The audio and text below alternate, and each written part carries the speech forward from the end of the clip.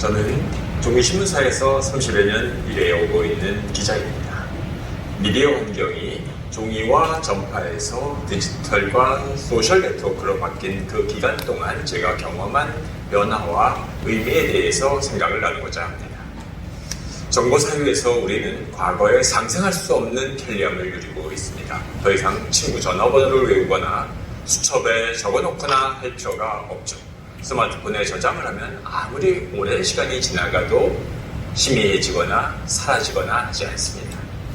과거 아날로그 세상은 원자로 된 물리적 세계였기 때문에 시간과 공간의 영향을 피할 수가 없었고 세월이 지나면 마모되어서 결국은 사라지는 게 자연스러운 운명이었습니다. 하지만 디지털 세상은 0과 1이라고 하는 전자적 신호로 구성된 비트라고 하죠. 이 특성 때문에 시간과 공간의 한계를 뛰어넘습니다. 하지만 이런 편리함과 강력함은 전에 없던 새로운 문제도 불러왔습니다. 제가 신문기자로 일하면서 겪은 경험을 몇 가지 말씀드리겠습니다. 2000년대 초반에 신문사로 한 통의 전화가 걸려왔습니다. 오래전 신문기사인데 인터넷에서 이걸 삭제해 줄 수 있느냐라는 전화였습니다. 당시 저는 신문사에서 인터넷 뉴스의 생산과 편집을 맡은 실무를 하고 있었습니다. 지면에 실린 기사를 인터넷에서 수정하는 일도 당연히 했죠. 전화를 건 분의 목소리는 차분했지만 매우 절실했습니다. 포털에서 자기 이름으로 검색을 해봤는데 오래전에 소시적에 자기가 저지른 사소한 절도 사건이 실린 신문 기사가 검색됐다는 겁니다. 철없던 시절의 이야기고 법에 따라서 다 처벌을 받고 이미 오래전에 사면과 복권까지 끝난 정부의 공식 기록에서도 지워진 일입니다.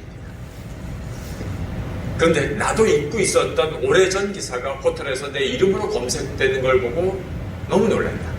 내 자식이 지금 어린데 얘가 커서 아빠 이름을 검색해볼 걸 생각을 하니까 지금 며칠째 잠을 못 이루고 있습니다. 처벌받고 다 끝난 일인데 제발 인터넷에서 삭제해 줄 수 있겠습니까? 라는 요청이었어요. 90년대 초반에 실린 정말 사소한 절도 기사였습니다. 찾아봤더니 지금은 신문이나 방송에서 절대 다루지 않는 아주 사소한 일입니다. 그런데 이 당시만 해도 사건의 중요성에 비해서 기사가 매우 상세하게 실려 있었습니다. 확정 판결이 나기는커녕 기소와 1심 재판도 시작하지 않은 범죄 용의자일 뿐이죠. 그런데 이름과 나이는 물론 마지막 지금 살고 있는 현 주소까지 그대로 보고가 된 거예요. 만약 지금 이런 식으로 보도를 했다가는 용의자나 피해자한테 상당액을 배상해야 되는 책임을 지게 됩니다. 무엇보다 이런 과거 기사가 너무나 손쉽게 포털 검색을 통해서 나타나고 그 기사를 누구나 이용할 수 있다는 게 저는 충격이었습니다. 기사 삭제 요청은 타당한 논리를 갖추고 있었습니다. 인터넷 검색을 통해서 오래전 잘못이 다시 드러나 현재 생활에 혼란을 줄 가능성에 대한 당사자의 불안, 우려는 타당했습니다. 하지만 과거에 보도된 기사를 누군가의 요청에 따라서 담당자의 자의적인 판단에 따라서 삭제하거나 수정하는 것은 언론에서 허용될 수 없는 일이죠. 인터넷 세상에서는 정보가 한번 만들어지면 낡거나 사라지지 않기 때문에 이용과 검색이 매우 편리합니다. 하지만 이런 편리함과 강력함은 자연스럽게 잊혀지고 소멸되어야 할, 사라져야 할 정보도 사라지지 않게 만드는 거죠. 특히 누군가 지우고 싶은 기억을 갖고 있는 사람에게 매우 고통스러운 일입니다. 트라우마라는 건 뭡니까? 고통스러운 기억을 뇌가 지우지 못해서 생겨나는 병리적 현상입니다. 컴퓨터는 인지와 판단 기능을 가진 아주 지적인 기계이지만 그 구조가 사람과 다르죠. 사람은 학습하고 기억을 해도 그것을 완벽하게 저장해서 매번 동일한 형태로 불러오는 건 불가능합니다. 그런데 스마트폰과 인터넷 이후에 우리 기억은 기계에 의존하고 사람은 이걸 활용해서 사고하고 추리하고 상상력과 창의력 같은 고도의 두뇌 활동에 더 집중할 수 있게 되었습니다. 스마트폰을 늘 휴대하고 다니면서 두뇌의 일부처럼 외부 기억 장치와 연산도구로 사용하는 현상은 기억과 관련해서 인류가 일찍이 경험하지 못한 세계로 안내하고 있습니다. 빅터 마이어 쉐머르거라는 사람은 2011년도에 저서 잊혀질 권리라고 하는 책에서 디지털 문명으로 인해서 인류의 기억과 망각에 관한 사고의 기본값이 완전히 바뀌었다. 역전됐다라고 말을 합니다. 그동안 인류한테는 망각이 기본이고 기억한다는 것은 아주 예외적인 현상이었습니다. 하지만 정보기술로 인해서 이제는 기억이 기본 상태가 된 겁니다. 디폴트 세팅이 되고 망각이 예외적인 상태가 된 거예요. 지우려고 노력하지 않으면 대부분의 정보가 기록되어서 거의 영구히 보존되고 있습니다. 만물의 디지털화, 컴퓨터 저장 비용의 인하, 검색 기술의 발달, 인터넷 연결 등의 덕분이죠. 우리는 스마트폰과 인터넷 덕분에 필요한 정보를 선택해서 외부 기억 장치에 기억시키고 필요할 때마다 호출해서 아주 잘 활용하고 있습니다. 도구의 기억을 의존하고 망각 대신 기억이 사고의 기본값이 됐다는 말은 내가 기록과 저장을 원하지 않는 것까지도 기억된다는 걸 의미합니다. 그 안에는 내가 원하지 않는 사실과 영역이 당연히 포함되어 있습니다. 문제는 뭐가 지금 나에 관해서 기록되고 보관되어 있는지 전혀 알고 있지 못하다라고 하는 겁니다.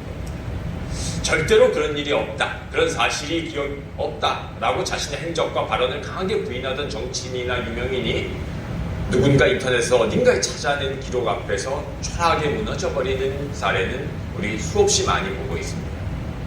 스마트폰과 인터넷을 신체의 일부처럼 사용하면서 내가 남긴 글은 물론 남의 이동 경로나 타인의 소통 내용, 인터넷 검색 기록, 앱 실행 기록, 결제 내용 이런 모든 게 다 기록되는 구조가 만들어졌죠. 또한 블랙박스나 CCTV 등 정교하고 치밀한 감시 기술의 발달은 감시 당사자 모르게 모든 것을 기록하고 보존하는 환경을 가속화하고 있습니다. 그동안은 주로 사용자가 알고 있는 상황에서 정보가 생성되고 기록되었습니다. 그런데 스마트폰 이후의 사물 인터넷 기술은 이전과 다른 차원에서 정보 생성과 기록이 이루어지도록 합니다. 기계의 완벽한 기억은 장점인 동시에 새로운 문제를 가져옵니다. 사람은 모든 것을 기억하지 않고요. 중요한 것과 필요한 것 위주로 기억하도록 뇌가 발달했습니다. 그리고 항상 우리는 기억할 때마다 맥락과 상황을 함께 기억합니다. 중요성과 필요성은 맥락을 의미합니다. 나중에 회상이라는 방식으로 우리가 기억을 불러올 때는 항상 맥락이 따라옵니다. 그런데 디지털 환경에서 정보를 호출하는 방법은 회상과 다릅니다. 검색입니다. 인터넷 검색으로 우리는 방대한 정보를 편리하게 이용할 수 있지만 정보는 생성된 맥락과 유리된 채 검색되고 이용되는 게 일반적입니다. 정보가 맥락을 떠나서 손쉽게 이용되면서 다양한 부작용이 생겨나는 것을 우리가 수시로 보고 있습니다. 그래서 인터넷에서 더 이상 적절하지 않은 정보에 대해서 망각과 소멸을 도입하려는 움직임이 생겨나서 확산되고 있습니다. 바로 잊혀질 권리라고 하는 새로운 개념입니다. 인간의 통제를 벗어난 만능 기계 기억의 현실에 맞서서 개인과 사회의 통제력을 회복하려고 하는 시도죠.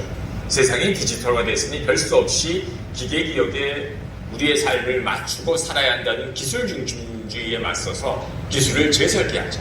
그래서 기술의 구조를 사람에 맞춰야 한다라고 하는 인간 중심주의의 하나의 표현입니다. 다시 말해서 여전히 아날로그적 환경에서 익숙한 삶과 사고방식을 유지하는 인간이 기계의 디지털 조건에 무조건 적응해야만 되는 건 아니라는 거죠. 잊혀질 권리는 그러한 기계 기억에 대해서 사람의 기억처럼 맥락과 상황을 적용하자라고 하는 것입니다. 부정확한 인간의 기억은 데이터의 저장과 호출 측면에서 보면 결함입니다. 하지만 인간의 사고 능력과 관련해서 보면 이야기가 달라집니다. 사람에게 기억은 데이터의 단순한 저장과 호출이 아닙니다.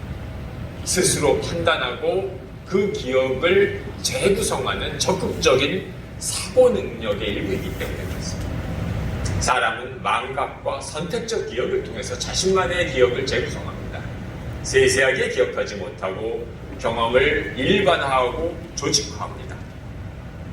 즉 범주화하고 추상화하는 인간 사고 능력의 핵심이 바로 망각을 통해서 일어납니다. 망각은 우리가 또한 과거의 경험과 기억에 과도하게 얽매이지 않고 지금 현재를 살아갈 수 있도록 도와줍니다. 과거의 경험을 추상화해서 요점만 기억하게 만들기 때문에 현재와 미래의 필요성이 낮은 정보는 뇌에서 자연히 사라지게 됩니다. 망각은 인간 기억 기능의 결함처럼 보입니다. 하지만 사실은 추상화와 일반화를 가능하게 하기 때문에 창의력과 통찰력을 발휘하게 만드는 인간 두뇌의 매우 전략적인 선택입니다. 컴퓨터가 모방하기 어려운 영역. 결함투성이의 기억과 사고가 사실은 인간의 특성이자 고유한 장점이라는 거죠. 디지털과 인공지능 기술의 발달은 예술과 창작에도 새로운 질문을 던졌습니다. 훼손되지 않고 무한 복제가 가능한 디지털 기술이 생겨났습니다. 최근에는 인공지능이 뛰어난 수준으로 그림을 그리고 작곡을 하는 실력까지 갖췄다는 것을 우리 여러 차례 확인했습니다. 인공지능 창작은 또한 우리에게 예술품의 진정한 가치는 어떻게 해서 생겨나는가라고 하는 질문을 던집니다.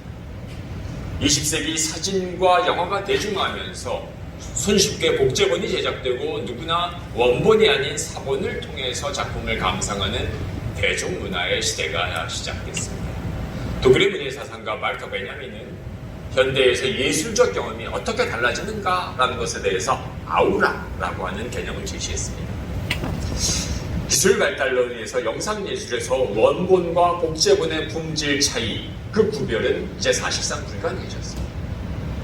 하지만 진품만 말터 베냐민이 말한 이례적이고 고유한 원본성, 즉 아우라라고 하는 걸 갖고 있는 거죠.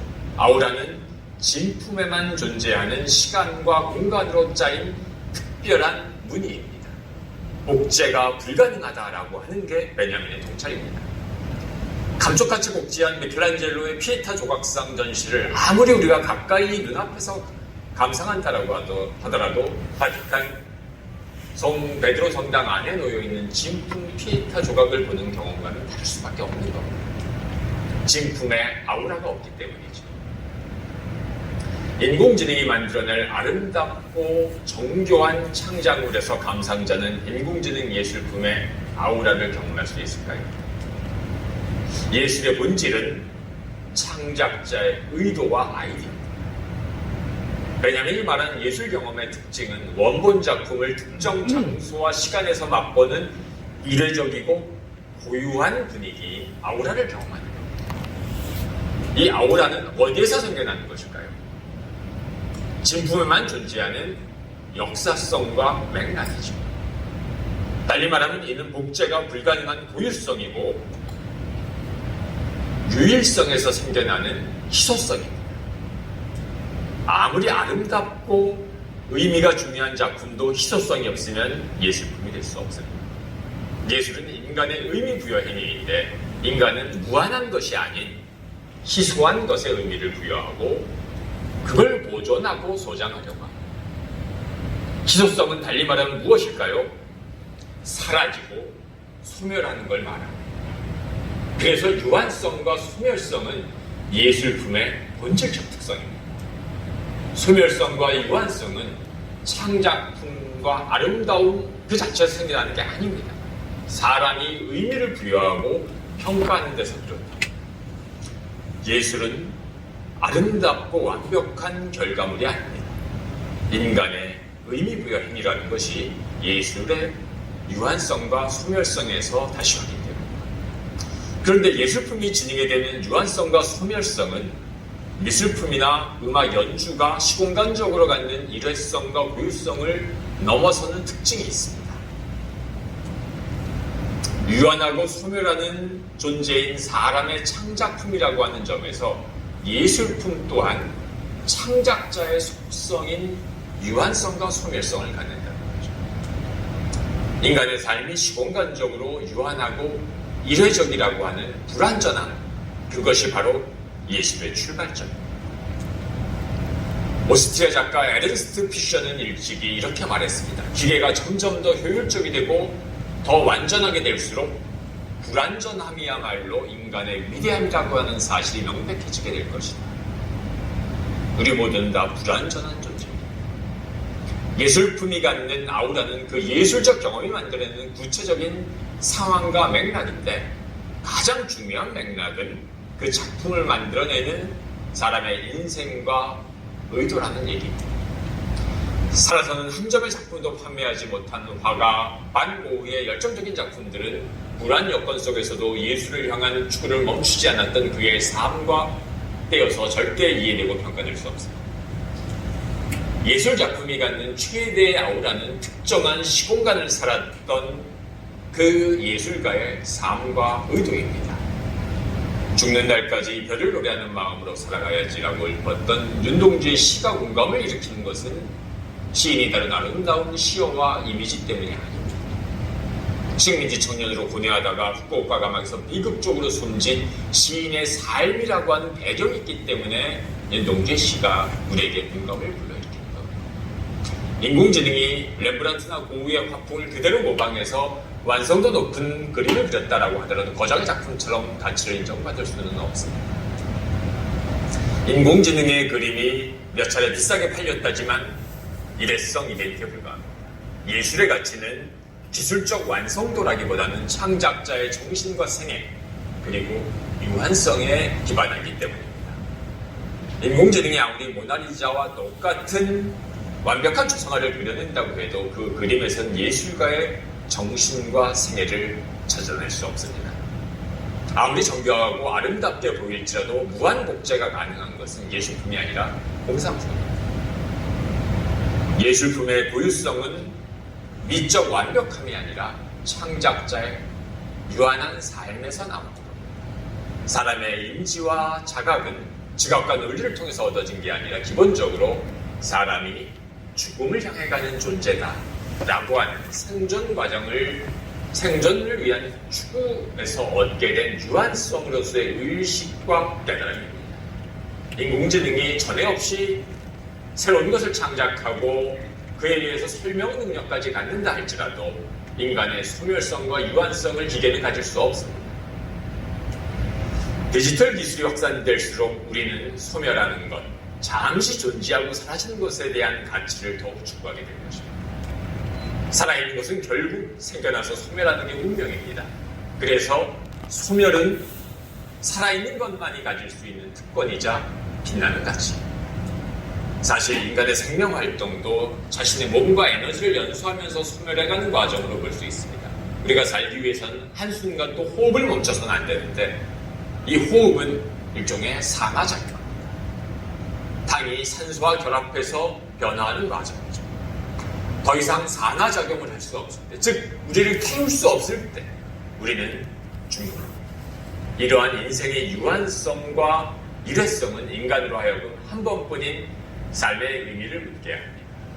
스티브 잡스가 2005년 스탠포드 졸업식에서 말한 대로 죽음이 인생 최고의 발명품인 까닭입니다. 시간과 공간의 한계가 없는 무한성의 영역인 디지털과 달리 우리는 소멸을 피할 수 없는 존재입니다. 인간은 죽음을 향한 존재다 라는 하이데거의 말처럼 우리는 소멸을 피하려는 대신 인생이란 스스로를 연소시키는 에너지를 사는 과정이라고 바라볼 필요가 있습니다.